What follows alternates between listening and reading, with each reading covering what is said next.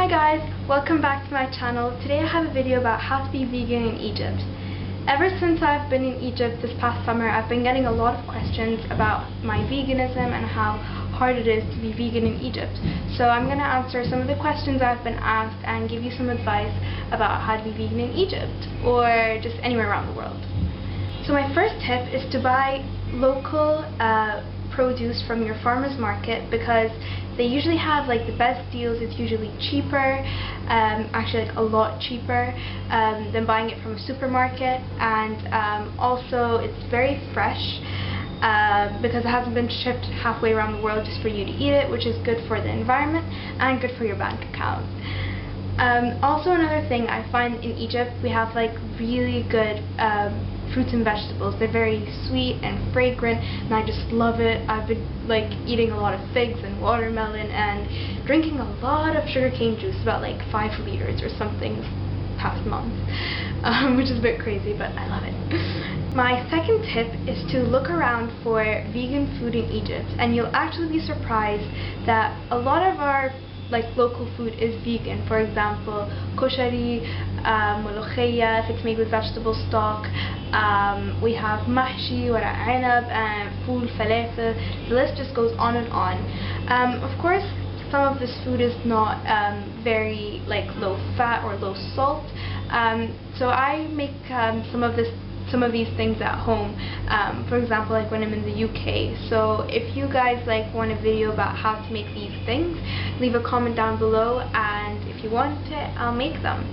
Also, another thing, I was shopping with my mom in Ramadan, and she went to get a taif, which is just like an Egyptian pancake that you kind of just wrap and you stuff it with either nuts or cream, but since I'm vegan I don't eat cream.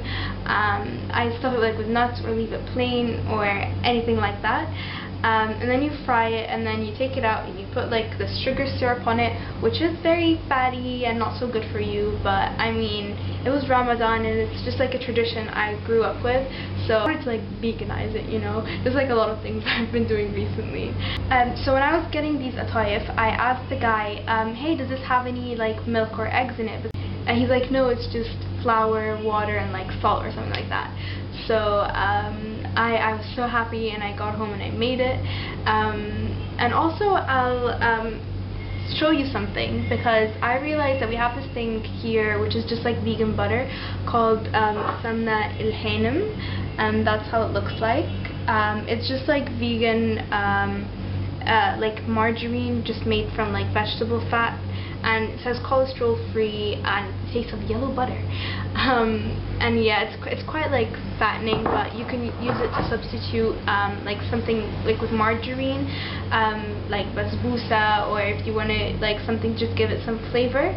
And also something else that I love is halewa, and this is my favorite brand, which is called Rashidi Al Mizan, and I've been eating a lot of this, as you can see, probably, I hope. Yeah, it's a bit high fat food, and I put it inside this kind of bread, and it's just Egyptian bread, which I love so much and I miss so much when I'm in the UK. And something else that you can make is tahina or tahini, mixed with molasses. You put a 1-to-1 ratio of each, or depending on how sweet you want it, you mix it up, and then you take some hot bread and you put it and you dip it, and it's so good. So I try to keep it as low fat as I can, but sometimes when you're out with your friends or at a family's house, you're gonna find a lot of oil and things, so I just try to keep it as low fat as I can, but I still treat myself. So the third tip I have is to eat before you go out to a cafe or somewhere with your friends, because you're not always going to find vegan food again.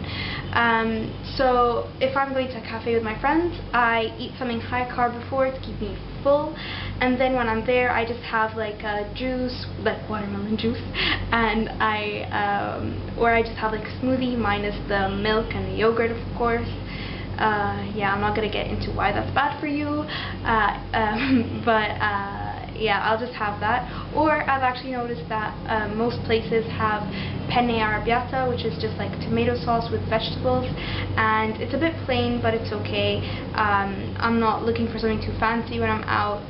I just want to be with my friends, really. So my fourth tip is to bring a dish with you if you're going to a friend's house or anywhere like family's house, as I said before. Something vegan for everyone to enjoy, like a curry, a stew, soup, stir fry, anything that you think anyone's going to enjoy. So my fifth and last tip is to educate yourself as much as possible on your veganism, so you can answer any questions and concerns people bombard you with, because you should expect that, like where you get your protein, your calcium, animals don't have feelings too, things like that. So I recommend watching Earthlings, Cowspiracy, Forks Over Knives.